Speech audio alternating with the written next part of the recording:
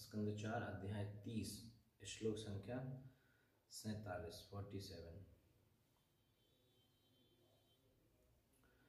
तो इसमें हमने प्रचेताओं के कार्यकलाप प्रचेतागण जो है 46 श्लोक तक उन्होंने 42 श्लोक तक प्रार्थना किया। उसके बाद हमने देखा कि भगवान किस तरीके से वहाँ से चले गए और भगवान ने कहा कि जो भी आपने इच्छा की है वो सारी इच्छाएं आपकी पूर्ण हो। और उसके बाद प्रचेताओं जो है वो जल से बाहर आ गए। जल से बाहर आने के बाद उन्होंने देखा कि हर जगह जंगल हो गया है, वृक्ष ही वृक्ष हैं और लोगों को जगह पर खेती करने का, कृषि करने का जगह भी नहीं है। तो इस तरीके से उन्होंने अपने, जैसे भगवान शिव प्रलय के समय में अग्नि निकालते अपने मुख से, वैसे प्रचेताओं ने अपने मुख से अग्नि निकाल के सारे वृक्षों को जलाने का काम किया। तो उस समय जब पेड़ जल रहे थे तब ब्रह्मा जी वहाँ आए और उन्होंने प्रचेताओं को जो है समझाया कि आप जो है इसको जलाए ना। ठीक है, ब्रह्मा जी ने तुरंत आके उनको अपने लॉजिक से, तर्कपूर्ण शब्दों से उनको शांत किया। इसके बाद तो ये 46 श्लोक तक था। इसके बाद 47वें श्लोक में आगे का वर्णन आता है कि आगे प्रचेताओं का क्या हुआ, उनके विवाह का, उनके पुत्र के बारे में वर्णन आएगा, दक्ष के जन्म के बारे में। तत्रावशिष्टा ये वृक्षा भीता द्वितरम तदा उज्जहुरुते प्रचेतोभ्य उपदिष्टा स्वयंभुवा। तत्र वहाँ अवशिष्टा शेष बचे हुए ये जो वृक्ष भीता भयभीत दुहितरम अपनी कन्या को तदा उस समय उज्जहु लाकर दे दिया। ते उन्होंने प्रचेतोभ्या प्रचेताओं को उपदिष्टा उपदेश पाकर स्वयंभुवा ब्रह्मा द्वारा। तत्र अवशिष्टा ये वृक्षा, अवशिष्ट माने बचे हुए, तो बचे हुए वृक्षों ने प्रचेताओं से डरकर ब्रह्मा की राय से अपनी, तो जो वृक्ष की जितने ये प्रचेता लोग थे ये क्या कर रहे थे, वृक्षों को जला रहे थे। जितने वृक्ष बच गए है ना, उन्होंने प्रचेताओं को प्रसन्न करने के लिए क्या करा कि अपनी पुत्री, वृक्षों की पुत्री को ब्रह्मा जी ने सलाह दिया कि ये व्यक्ति, ये लोग बहुत गुस्सा हैं, इनको आप थोड़ा शांत करो। तो ऐसा करो, अपनी बेटी का विवाह इनके साथ कर दो। तो अपनी कन्या को लाकर तुरंत उन्होंने उन्हें दे दिया। ठीक है, मरीषा उसका नाम था। तात्पर्य श्री प्रभुपाद जी के द्वारा। कृष्ण कृपा श्रीमूर्ति अरविंद भक्तिवेदांत गोस्वामी महाराज श्री प्रभुपाद की जय। इस अध्याय के 13वें श्लोक में वृक्षों की कन्या का उल्लेख हुआ है ना। इस अध्याय के प्रभुपाद जी कहते हैं 13वें श्लोक में वृक्षों कन्या का उल्लेख हुआ है। यह कन्या कंडू तथा प्रमलोचा से उत्पन्न हुई थी।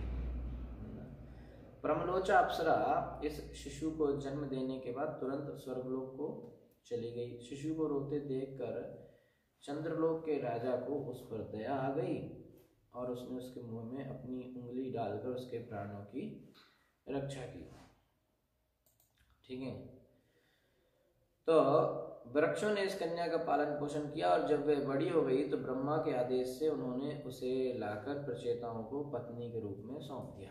वास्तव में वो कन्या कंडू ऋषि और प्रमलोचा नामक अप्सरा की पुत्री थी। उसने जन्म के बाद तुरंत प्रमलोचा अपने स्वर्ग को चली गई और वो बच्ची वहाँ रो रही थी। तो उसको जब देखा तो चंद्रलोक के राजा, उन्होंने को दया आई तो उन्होंने उसको अपनी उंगली उसके मुंह में डालकर उसको सोमरस पिलाया और उसकी रक्षा करी। तो बाद में वृक्षों ने उस कन्या का पालन पोषण किया और जब वो बड़ी, माने वहाँ पे जंगल में उसका पालन पोषण हुआ वृक्षों के साथ। तो जब वो बड़ी हो गई तो ब्रह्मा जी की सलाह पर, ब्रह्मा जी के आदेश के अनुसार उन्होंने क्या किया कि उस प्रचेताओं को लाके वो पत्नी के रूप में दिया, वो कन्या को। इस कन्या का नाम था मारीषा, जैसा कि अगले श्लोकों में व्याख्या होगी। तो वृक्षों के प्रमुख देवता ने लाकर कन्या सौंपी। ठीक है, वृक्षों के प्रमुख देवता ने कन्या को लाया और उनको प्रचेताओं को दिया। प्रचेताओं को क्यों दिया? क्योंकि प्रचेता लोग अपने मुख से अग्नि निकालकर इस वृक्षों को जला रहे थे, ठीक है, तो उनको शांत करने के लिए दिया। तो जीव गोस्वामी कहते हैं कि वृक्षात अधिष्ठात्र देवता, वृक्षों का अर्थ है उन वृक्षों का अधिष्ठाता देव है। अच्छा, तो कौन है? तो वैदिक साहित्य से पता चलता है कि जल का एक अधिष्ठाता देवता होता है। हर चीज के एक देवता होते हैं, प्रिडोमिनेटिंग डीटी, अधिष्ठाता देवता, जल के, वृक्ष के, पानी, हवा, हर के। तो जल के होते हैं, इसी प्रकार वृक्षों के भी एक अधिष्ठाता देवता होते हैं। तो प्रचेतागण समस्त वृक्षों को भस्मसात किए जा रहे थे क्योंकि वे वृक्षों को अपना शत्रु मान रहे थे। प्रचेताओं को शांत करने के लिए ब्रह्मा की राय से वृक्षों के प्रमुख देव ने पुत्री मारीशा को उन्हें सौंप दिया। वैसे जितने भी वनस्पति हैं और ये सब के देवता चंद्रमा को ही, सबके जो राजा हैं चंद्रमा को ही माना गया है, सोम को ना। सोम जो है सभी वृक्ष वनस्पति सभियों के राजा हैं, उनके अंडर में सब जड़ी बूटियां सब आते हैं। अगर चंद्रमा अपना प्रकाश नहीं देंगे तो सब्जियों के अंदर जूस और फलों के अंदर रस जो है वो नहीं बनेगा। फल में जो स्वाद है, आम के अंदर आम का, अमरूद के अंदर अमरूद का, सेब के अंदर सेब का, जो भी स्वाद है, और सब्जियों में जो रस है वो चंद्रमा की किरणें पड़ने की वजह से होता है, ठीक है। सूरज की किरणों से सब कुछ उगता है, पैदा होता है, ग्रो होता है, लेकिन टेस्ट आता है चंद्रमा की किरणों से, है ना। इसलिए दोनों ही जरूरी है ना। सोम जो रस है वो चंद्रमा से मिलता है। तेचा ब्रह्मण आदेशान मारीशाम उपये मिरे यस्याम महदव अज्ञानाद अजन्य जन योनिजः। ते वे समस्त प्रचेता च भी ब्रह्मणा, ब्रह्मा के आदेश से मारीशाम, मारीशा के साथ उपये मिरे ब्याह कर लिया, यस्याम जिसमें महत महापुरुष को अवज्ञानात अवज्ञा के कारण अजनी जन्म लिया, अजनी योनिजा ब्रह्मा का पुत्र दक्ष। ब्रह्मा के आदेश से समस्त प्रचेताओं ने उस कन्या को अपनी पत्नी के रूप में स्वीकार कर लिया। इस कन्या के गर्भ से ब्रह्मा के पुत्र दक्ष ने जन्म लिया। दक्ष को मारीश के गर्भ से इसलिए जन्म लेना पड़ा क्योंकि उसने महादेव शिव जी की आज्ञा का उल्लंघन तथा अनादर किया था। फलतः उसे 2 बार शरीर त्याग करना पड़ा, ठीक है। तो हुआ क्या, इनकी प्रचेताओं ने इस एक मारीशा जो वृक्षों की पुत्री थी उससे विवाह कर लिया, उससे उनको दक्ष नामक पुत्र प्राप्त हुआ। ये दक्ष वही दक्ष है जिसने शिव जी का अपमान किया था और वहां पे उसको शरीर त्याग दिया था। उसने शिव जी का अपमान करने के समय में उनका गला कट गया था, फिर उनको बकरे का सिर लगा था। बाद में उनको वो चीज हैंडल नहीं हुई, उनको हमेशा ये लगता था कि मैंने बड़ा अपराध किया, तो उन्होंने अपना शरीर त्याग कर दिया था। तो इस प्रसंग में महद अवज्ञानात शब्द महत्वपूर्ण है। राजा दक्ष ब्रह्मा के पुत्र थे, अतः पूर्व जन्म में वे ब्राह्मण थे, किंतु शिव जी का अपमान या अनादर करके अब्राह्मण की तरह आचरण करने के कारण उन्हें क्षत्रिय के वीर से जन्म लेना पड़ा, अर्थात वे प्रचेताओं के पुत्र बने। पिछले जन्म में ब्राह्मण थे, ब्रह्मा के पुत्र थे, पर इस जन्म में उनका कुल जो है क्षत्रिय कुल हो गया, नीचे आ गए। क्यों? क्योंकि शिव जी का अपमान किया, अपराध किया। अपराध करने से ये समस्या है। वही मन की बोलते हैं कि जो वर्ण आश्रम है वो गुण और कर्म के आधार पर है। भगवत गीता में भगवान ने कहा गुण कर्म विभाग चातुर्वर्ण मया सृष्ट गुण कर्म विभाग। गुण और कर्म के हिसाब से है, लेकिन जन्म में जो मिलता है माने जन्म को हम वो नहीं कर सकते, ठीक है। गुण कर्म के हिसाब से ब्राह्मण क्षत्रिय वैश्य शूद्र डिसाइड तो हो गया, लेकिन क्या हम जन्म को पूरी तरह से निगलेक्ट कर सकते हैं जन्म को? क्योंकि जन्म जो हुआ है वो पिछले जन्म में किए हुए कर्मों के आधार पर हुआ है। तो अगर कोई ब्राह्मण कुल में जन्म है तो निश्चय ही कुछ ना कुछ तो श्रेष्ठ काम उसने पिछले जन्म में किए हैं, तभी वो ब्राह्मण के घर में पैदा हुआ है। अगेन ब्राह्मण कौन? जो कर्म से और गुण से ब्राह्मण है। तो ब्राह्मण घर पैदा होना उसके पिछले जन्मों के कर्मों का फल ही है। तो यहाँ पर इनके पिछले जन्म के कर्म के हिसाब से पहले तो ब्राह्मण थे, पर अभी एक कुल नीचे आ गए, एक स्टेप नीचे आ गए, है ना। तो अगर कोई क्षत्रिय कुल में हुआ है, ब्राह्मण कुल में हुआ है, वैश्य में, शूद्र में, तो ये जन्म भी पिछले कर्मों का रिजल्ट है। यही नहीं, शिव का अनादर करने के कारण उन्हें स्त्री के गर्भ में जन्म धारण करने का कष्ट सहना पड़ा। ये भी एक कष्ट है ना। पहले जो है इन्होंने एक बार वे शिव जी के अनुचर वीरभद्र द्वारा दक्ष की यज्ञशाला में मारे गए, इतना काफी ना था, अतः उन्हें फिर से मारीशा के गर्भ से जन्म लेना पड़ा, दोबारा से एक स्त्री के गर्भ से जन्म लेना पड़ा। दक्ष यज्ञ तथा विध्वंसक घटनाओं के अंत में दक्ष ने शिव जी की प्रार्थना की। यद्यपि उन्हें शरीर त्याग कर क्षत्रिय के वीर से गर्भित स्त्री के गर्भ से जन्म लेना पड़ा, किंतु भगवान शिव जी की कृपा से उन्हें सारा ऐश्वर्य प्राप्त हुआ। उन्होंने शिव जी से क्षमा मांगी, प्रार्थना की, तो जब उनको दोबारा जन्म तो हुआ, लेकिन फिर भी उनका जो ऐश्वर्य था, मैंने कि पुनः वो दक्ष बने, पुनः वो उतना ख्याति प्राप्त की। ये भौतिक प्रकृति के सूक्ष्म नियम है। प्रभुपाद जी कहते हैं बहुत छोटे छोटे, बहुत ही माना सटल नियम है, माने छोटे नहीं बल्कि सूक्ष्म, माने कि जल्दी समझ में नहीं आएंगे पर काम सब करते हैं, है ना। दुर्भाग्यवश इस आधुनिक युग के लोग नहीं जानते कि नियम किस प्रकार चलते हैं, प्रकृति के नियम।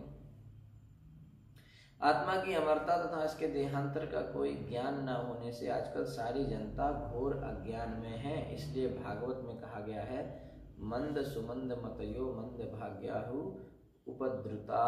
इस कलयुग के सारे लोग कैसे हैं? दुष्ट हैं, आलसी हैं, अभागे हैं और भौतिक परिस्थितियों से क्षुब्ध रहते हैं। मंद सुमंद मतयो मंद भाग्यो, माने बुद्धि भी कम है, भाग्य भी उनका खराब है, और हमेशा बेचारे जो कुछ उनके जीवन में होता रहता है उससे परेशान रहते हैं। कोई कुछ ना कुछ समस्या उनके जीवन में बनी रहती है। ऐसे लोग जल्दी जो है आत्मा, क्यों ये लोग आत्मा और आत्मा का जो देहांतर है, तथा देहांतर प्राप्त धीरज तत्र जन्म में छोटा सा बच्चा, वही उसका शरीर बड़ा गया, ऐसा थोड़ी होता है, शरीर बदलता रहता है। गीता में भगवान कहते हैं जैसे छोटे से बच्चा बना, फिर बिल्कुल नवजात शिशु से बच्चा, फिर थोड़ा यंग हुआ, फिर और बुढ़ापा, ऐसे होता रहता है ना।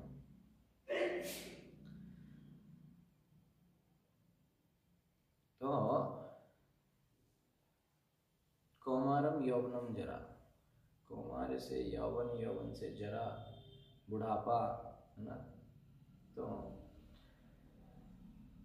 देहिनो यस्मिन यथा देहे कौमारम यौवनम जरा तथा देहांतर प्राप्तिस धीरज तत्र न मह्यति। तो जो इसको समझता है कि किस तरह से आत्मा शरीर में छोड़ के दूसरे शरीर, एक शरीर छोड़ के दूसरे शरीर में जाती है, देहांतर आत्मा की अमरता तथा देहांतर को जो समझता है वो इस अज्ञान से ऊपर है, वही आगे समझ सकता है ना। वो इन नियमों को समझ सकता है, कैसे कर्म का नियम चलता है। नहीं तो लोग कहते हैं कि जिंदगी मिली है, खाओ पियो मौज करो, खत्म, क्योंकि इसके बाद तो कुछ रखा नहीं है। उनको नहीं पता कि दोबारा से इस जन्म में जो पाप किए हैं उसका हिसाब होगा, उनको ये विश्वास नहीं है कि नहीं। चाक्षुषे तो अंतरे प्राप्ते प्राक सर्गे काल विद्रुते या ससर्ज प्रजा इष्टा सा दक्षो दैव चोदितः। आगे कह रहे हैं मैत्रेय मुनि, चाक्षुषे, चाक्षुष नामक तू, लेकिन अंतरे मनवंतर प्राप्ते आने पर प्राग पूर्व सर्गे सृष्टि काल विद्रुते, कालक्रम से विनष्ट, यह जो ससर्ज उत्पन्न किया प्रजा जीव इष्टा इच्छित सह, वह दक्ष देव भगवान द्वारा चौथा प्रेरणा पाकर उसका पूर्व शरीर विनष्ट हो चुका था। ये जो पुत्र पैदा हुआ दक्ष मारीशा के गर्भ से, इसका पहले का शरीर विनष्ट हो चुका था, किंतु उसी दक्ष ने परमेश्वर की प्रेरणा से चाक्षुष मनवंतर में समस्त मनोवांछित जीवों की सृष्टि की। ये अब चतुर्थ मनवंतर, चाक्षुष मनवंतर की बात चल रही है, ठीक है। कहाँ वो बिल्कुल प्रथम मनवंतर में था, अभी ये चतुर्थ मनवंतर की बात चल रही है। जैसा कि भगवत गीता में भगवान 8वें अध्याय के 17वें श्लोक में बताते हैं, सहस्त्र युग पर्यंतम अवृद मरणो विदुहु रात्रिम युग सहस्त्रांते ते होरात्र विदो जनः। मनुष्य के हिसाब से, अपनी कैलकुलेशन, मनुष्य की गणना के हिसाब से ब्रह्मा के एक दिन की अवधि 1000 युग है, और इतनी बड़ी ब्रह्मा जी की रात होती है। तो ब्रह्मा के एक दिन में चारों युग, सतयुग त्रेता द्वापर तथा कलयुग के 1000 चक्कर लगते हैं। माने सतयुग त्रेता द्वापर कलयुग ये हो गया आपकी एक चक्कर। ऐसे करके 1000 चक्कर लगेंगे तब ब्रह्मा जी का एक दिन होएगा और उतनी ही रात होगी। ठीक है, तो 4,32,000 साल का कलयुग, इसका दुगना द्वापर युग, इसका तिगुना त्रेता युग, इसका 4 गुना सतयुग। तो सारे मिला के जब हम करेंगे तो इसे इस एक चक्कर को, नहीं सतयुग त्रेता द्वापर कलयुग ये हो गया एक चक्कर। ऐसे 1000 चक्कर जब हो जाएंगे तो ब्रह्मा जी की एक दिन होएगा, इतनी ही रात होगी। ऐसे करके ब्रह्मा जी का जो है 30 दिन, इस एक दिन को एक कल्प कहते हैं, 30 कल्प का एक महीना, ऐसे करके 12 महीने की एक साल, और ऐसे करके 100 साल ब्रह्मा जी की उम्र है। ठीक है, तो उस एक दिन में, अब पूरा 100 साल तो छोड़ो, एक दिन में जो 1000 चक्कर चले, सतयुग त्रेता द्वापर कलयुग ये 1000 हुए, इस 1000 चक्कर के समय अंतराल में 14 बार मनु बदलते हैं, 14 मनु आते हैं। एक मनु के समय को मनवंतर कहते हैं। ठीक है, तो एक मनु कितने समय रहा, तो 14 का भाग दे दो आप 1000 में, है ना, तो उस हिसाब से आपको पता चल जाएगा कि कुछ 71 चक्कर के आसपास जो समय है एक मनु राज करते हैं। तो इस तरीके से 14 मनु होते हैं। तो ये जो घटना चल रही है ये 6वें मनु की चल रही है, चाक्षुष मनु की। ठीक है, अभी इस वर्तमान में कौन सा मनु का समय चल रहा है, 7वें मनु का, वैवस्वत मनु का अभी और ये जो घटना अभी जो चर्चा चल रही है चाक्षुष मनु की। ठीक है, तो ब्रह्मा के एक दिन में विभिन्न मनु आते हैं, कितने, 14। उनके नाम क्या है, सबसे पहले जो मनु आए, स्वयंभुव मनु, स्वरोचिष मनु, उत्तम, तामस, रैवत, चाक्षुष, चाक्षुष वाले 6वें। इसके बाद वैवस्वत जो 7वें अभी जो चल रहे हैं, वैवस्वत जो है, और उसके बाद सावर्णी, दक्ष सावर्णी, ब्रह्म सावर्णी, धर्म सावर्णी, रुद्र सावर्णी, देव सावर्णी, इंद्र सावर्णी, ये है आपके 14 मनु। तो इस प्रकार ब्रह्मा जी के एक दिन में 14 मनु हुए और एक वर्ष में 5040 मनु बदल गए। सोचो, इसीलिए तो कहते जब इन सब चीजों पर विचार करेंगे तो हमको अपना अस्तित्व लगेगा कि हम कुछ नहीं है, नगण्य है। 5040 मनु, एक मनु कितने साल जीता है भैया, 71 चतुर्युग। चतुर्युग माने सतयुग त्रेता द्वापर कलयुग एक चतुर्युग, ऐसे 71। तो मनु देखो क्या उम्र है उसकी। तो ब्रह्मा, और ब्रह्मा तो और ही महान है, ब्रह्मा ऐसे करके 100 साल जीते हैं भाई, 5040 मनु एक साल में, और ब्रह्मा जी ऐसे 100 मनु। इसका मतलब क्या हुआ कि ब्रह्मा के जीवन काल में कितने मनु आए, 5,04,000 मनु।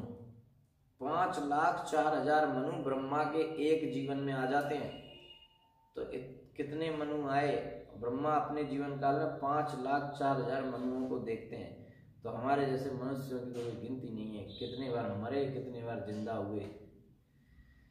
तो ये गणना है एक ब्रह्मांड की, और ऐसे असंख्य ब्रह्मांड हैं। ये तो एक ब्रह्मांड में ऐसा हो रहा है, ऐसे असंख्य ब्रह्मांड हैं। अपना जो ब्रह्मांड है इसमें ब्रह्मा जी के 4 सिर हैं, क्योंकि जितना बड़ा ब्रह्मांड उतना बड़ा मैनेजमेंट, उतने ज्यादा सिर। तो ऐसे भी ब्रह्मांड हैं जहां पर ब्रह्मा जी के 8 सिर होंगे, 5 सिर होंगे, 10 सिर होंगे, 100 सिर होंगे, 1000 सिर, 1,00,000 सिर वाले ब्रह्मा भी हैं। तो एक बार भगवान श्री कृष्ण के पास ब्रह्मा जी आए। ब्रह्मा जी बोले द्वारपाल से कि जाइए और कृष्ण को बता दीजिए कि ब्रह्मा जी आए मिलने। तो कृष्ण तो किसी का, ब्रह्मा जी को थोड़ा अभिमान था कि मैं कौन हूं, ब्रह्मा। तो कृष्ण किसी का अभिमान नहीं रहने देते, तुरंत खत्म करते हैं। तो कृष्ण ने जैसे ही वो द्वारपाल कृष्ण को बोला कि भाई ब्रह्मा जी आए आपसे मिलने, तो कृष्ण कहते जाओ उनसे पूछ के आओ कौन से ब्रह्मा है।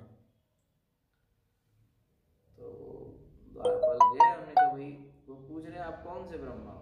तो तो ब्रह्मा जी बोले क्या मतलब कौन से ब्रह्मा, माने 50-60 ब्रह्मा है क्या? अरे ब्रह्मा माने ब्रह्मा, मैं ब्रह्मा हूँ भाई। तो बोले ये सब नहीं पता हमको, आप उन्होंने पूछा है कौन से ब्रह्मा, तो बोलो आप बताओ कौन से ब्रह्मा हो। ब्रह्मा जी का सिर चक रहा है कि भैया ये क्या मतलब है, ब्रह्मा तो एक ही होता है, मैं ही हूँ अकेला, ये कह रहे कौन से ब्रह्मा। तो बोले अरे जाओ बोलो ब्रह्मा माने जो सृष्टि जिसने बनाई है वो ब्रह्मा, 4 सिर हैं हमारे, सब लोग जानते हैं। तो उन्होंने जाके बताया कि वो ऐसे कह रहे हैं। तो भगवान बोले अच्छा 4 सिर वाले ब्रह्मा भेजो भेजो भेजो। आए वो, अंदर आए तो देखा कि वहां पर और ब्रह्मा भी थे, किसी के 8 सिर, किसी के 10, 20, 25, 50, 100, 1000, 10,000, 1,00,000 सिर वाले ब्रह्मा भी वहां मौजूद थे। तो जब इन्होंने देखा अरे यहाँ तो हमारे जैसे और भी है, तब इनको लगा अच्छा भाई मैं कोई महान व्यक्ति नहीं हूँ, मेरे से भी महान है, मेरे को 4 सिर का घमंड है, यहाँ तो लोग 40,000 लिए बैठे हैं, 4,00,000 सिर हैं लोगों के। तो ब्रह्मा जी थोड़ा विनम्र हुए। तो सारे ब्रह्मा, जितने ब्रह्मा थे, अब जितने सिर उतने हेलमेट ना, उनका गोल्डन मुकुट रहता है ना सबका, तो सबने एक साथ कृष्ण को दंडवत प्रणाम कर दिया। तो सारे दंडवत करने की वजह से जो हेलमेट का साउंड जब जमीन में टकराया, तो वहां वर्णन है कि इस तरह का साउंड हुआ कि पूरी सृष्टि में उसकी जो हुंकार है वो फैल गई। तो ये है ब्रह्मा, एक ब्रह्मांड में एक ब्रह्मा, और एक ब्रह्मांड में एक ब्रह्मा जी, एक ब्रह्मा जी की उम्र में 5,04,000 मनु, एक मनु की उम्र में सतयुग त्रेता द्वापर युग के 71 चक्कर, और एक सतयुग त्रेता द्वापर कलयुग में कितने वर्ष, कलयुग अकेला 4,32,000, तो इसका दुगना द्वापर, तिगुना त्रेता युग और 4 गुना सतयुग। तो इस तरीके से इतना लंबा समय, और ये सारा ये 5,04,000 मनु जो ब्रह्मा जी के एक दिन में होते हैं, ये महाविष्णु, अब और बड़ी बात आ रही है, अब तो दिमाग ही खराब हो जाएगा सबका। बोले ये जो ब्रह्मा जी हैं, मतलब 5,04,000 मनु, इतना जो समय है, सतयुग त्रेता द्वापर कलयुग, इसको मिला के एक चतुर्युग, ऐसे 1000 चतुर्युग का ब्रह्मा का दिन, ऐसे 1000 दिन मिला के ब्रह्मा जी का 1 महीना, 12 महीने मिला के ब्रह्मा जी की 1 साल, और 100 साल का ब्रह्मा जी का उम्र। ऐसे ब्रह्मा जी की 100 साल की उम्र, महाविष्णु का कितना समय, इतना। महाविष्णु ने सांस छोड़ी, ब्रह्मांड बने, सांस वापर ली, सारे ब्रह्मांड अंदर। मतलब अभी हम लोग बैठे हैं बातचीत कर रहे हैं, तो महाविष्णु ने सांस छोड़ी है, जहां अंदर ली तो हम सब अंदर, फिनिश। तो इतना बड़ा जो हमको कैलकुलेशन करने में जो समय लग रहा है ब्रह्मा जी की उम्र का, ये समय महाविष्णु के लिए क्या है, बस वो इतनी सांस लेते छोड़ते, सांस लेते छोड़ते, कितने असंख्य ब्रह्मांड निकलते हैं और वापस अंदर चले जाते हैं, फिर निकलते हैं, फिर चले जाते हैं, फिर निकलते हैं, फिर चले जाते हैं। अब विष्णु जी तो सांस ले रहे हैं, छोड़ रहे हैं। तो सोचो, हम सोच रहे हैं कि मेरा घर है, मेरा गाड़ी बंगला है, ये है वो है, इसको आराम से मेंटेन करेंगे, और वहां पता चला सांस लेने भर के समय में सब हमने करके और मर के पूरा अंदर चले जाना। करोड़ों करोड़ों करोड़ों जन्म हमारे हो जाते हैं महाविष्णु की एक सांस में। ये स्थिति है। फिर भी आदमी को अपना घमंड होता है कि हम तो बहुत बड़े कुछ हैं। यस्यैक निःश्वसित कलावथावलम्ब्य जीवन्ति लोम विलजा जगदण्डनाथा विष्णुर्महान् स यः इस्य कलावशेषो गोविन्दमादिविष्पुरुषं तमहं भजामि। यस्यैक निःश्वसित कालम अथावलम्ब्या जीवन्ति लोम विलजा जगदण्डनाथा विष्णुर्महान् स इह यस्य कला विशेषो गोविन्दमादि पुरुषम तमहं भजामि। ब्रह्मा जी कह रहे हैं जगदण्डनाथ का अर्थ है ब्रह्मा। ऐसे असंख्य जगदण्डनाथ हैं, यानी कि ऐसे असंख्य ब्रह्मा जी हैं। अतः हम अनेक मनुओं की गणना कर सकते हैं। यस्यैक निश्वसित कला, मतलब कि जिसकी, ब्रह्मा जी कह रहे हैं कि हे गोविंद, आप जिनकी एक श्वास मात्र के समय में ब्रह्मा जी पूरे उनका जीवन हो जाता है, यस्यैक निश्वसित कला कालम अथावलंब्या, उतना समय अंतराल है, एक सांस आप लेते हो, एक सांस छोड़ते हो, वापस उतने समय मेरी उम्र है। जीवंती लोम विलजा जगदंड नाथा, वो जगदंड नाथ, वो ब्रह्मा, ब्रह्मांड क्यों कहते हैं, ब्रह्मा की जैसे ब्रह्मांड कहते हैं, तो वो जगदंड नाथ हो, जगद अंड, ये ब्रह्मांड, इसके जो नाथ हैं कौन, ब्रह्मा जी, उनकी जीवंती लोम विलजा, वो कितने समय तक जीते हैं, जितने समय महाविष्णु की एक सांस छोड़ने और लेने में समय लगता है। माने अगर महाविष्णु प्राणायाम करने लगे तो उतने में ब्रह्मा जी, ये है विष्णुर महान सा यह यस्य कला विशोसो, कितनी बड़ी बड़ी बात हो रही है। वो विष्णु, कौन विष्णु, वो विष्णु जिनकी एक श्वास मात्र समय है ब्रह्मा जी का पूरा जीवन, विष्णुर महान सा यह यस्य, वो विष्णु आपकी एक कला है, बस वो विष्णु आपका एक अंश, एक छोटी सी कला है, बस वो आप गोविंद। अब सोचो गोविंद की स्थिति कहाँ है। तो ऐसे उन गोविंद, उन आदि पुरुष को मैं प्रणाम करता हूं, ऐसे कुछ ब्रह्मा जी ब्रह्म संहिता में प्रार्थना कर रहे हैं। अब सोचो वो गोविंद, जिन गोविंद की विष्णु क्या है, एक कला मात्र है, और उन विष्णु की एक श्वास मात्र जो है ब्रह्मा जी का पूरा जीवन। अब समझ लो, और उन ब्रह्मा जी के जीवन में 5,04,000 मनु आ जाते हैं। एक मनु जो है 71 चतुर्युग। अब समझ लो आप, ये है स्थिति। तो अनेक मनुओं की गणना इस तरह से हम कर सकते हैं, और यह युग जो प्रेजेंट वर्तमान में जो चल रहा है वो व्यवस्थित मनु के नियंत्रण में। प्रत्येक मनु के समय में 43,20,000 43,20,000 इंटू गुणा 71 71, इतने वर्ष तक जीवन एक मनु का रहता है। एक मनु का माने सतयुग, त्रेता, द्वापर, कलयुग पूरा मिलाएंगे तो कितने साल हुए, 43,20,000 साल ये है। और इसमें इंटू कर दो 71, इसमें 71 का गुणा कर दो, तो इतने समय मनु आराम से जीते हैं। कितने समय, 71 गुणा 43,20,000, करते रहो कैलकुलेशन, इतने साल मनु जिंदा रहते हैं। तो वर्तमान मनु पहले ही 43,20,000 गुणे 28 वर्ष पूरे हो चुके हैं वर्तमान मनु के, यानी कि ये 29वीं साइकिल चल रही है। ठीक है, अंत में इन सारे दीर्घ जीवनों का भौतिक प्रकृति के नियमों से विनाश होता है। इतने बड़े बड़े जन्म होते हैं, इतने साल जिंदा रहते हैं, अंत में विनाश हो जाता है। तो दक्ष यज्ञ का विवाद स्वयंभू मनवंतर काल में हुआ था। दक्ष यज्ञ कब हुआ था, स्वयंभू मनवंतर में, और वहां पे ये सब घटना घटी। वो पहला मनु है, और अब छठवें मनु, चाक्षुष मनु के समय में दक्ष का पुनः जन्म हो रहा है। सोचो इतना साल बाद 43,20,000 इंटू 71 71, इतने एक मनु, तो ऐसे गुणा कर दो 6, इतने सालों बाद दक्ष का जन्म पुनः हो रहा है। क्या बात है।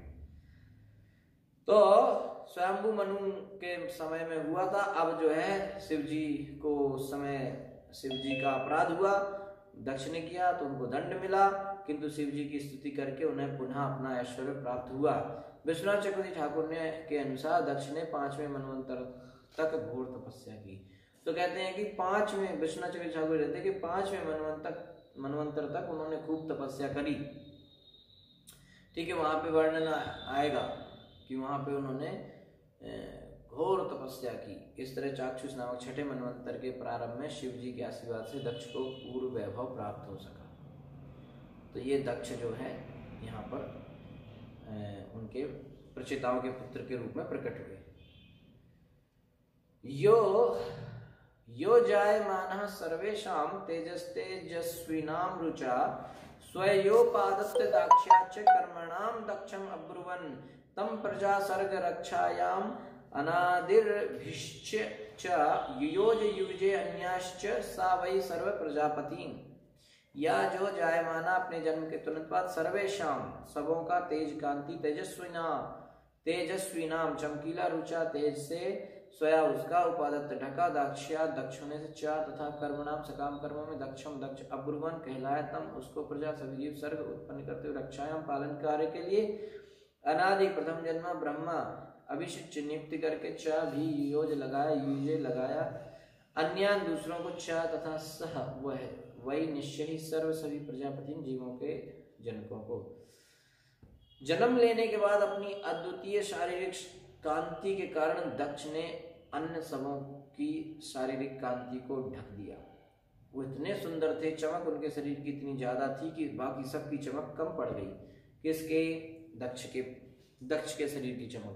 चूंकि वे सकाम कार्य करने में अत्यंत दक्ष पटु थे, कर्म करने में सकाम कर्म करने में बहुत ही एक्सपर्ट थे, इसलिए उनका नाम क्या पड़ा? इसलिए उनका नाम पड़ गया दक्ष।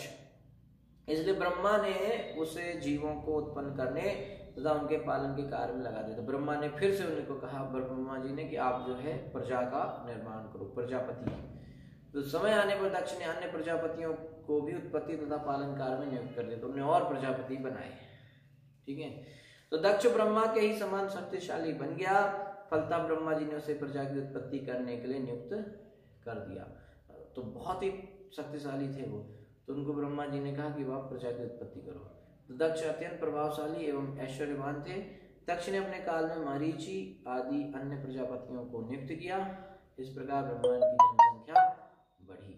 इस प्रकार श्रीमद् भागवत के चतुर्थ स्कंद के अंतर्गत प्रचेताओं के कार्यकलाप नामक 30वें अध्याय के भक्ति वेदांत तात्पर्य पूर्ण हुए। तो ये स्कंद 4 का अध्याय 30 यहाँ पे पूर्ण हो गया। इसके बाद अध्याय 31 है, जो प्रचेताओं को नारद जी का उपदेश, ये उनका शीर्षक है। तो इस अध्याय को हम लोग कल कर सकते हैं शुरू। ठीक है। Hare Krishna. Thank you so much. Shiv Gopad की जय। ग्रंथराज श्रीमद् भागवतम की जय। अनंत कोटि वैष्णव की जय। तो किसी को कोई प्रश्न है तो आप पूछ सकते हैं। हरे कृष्णा।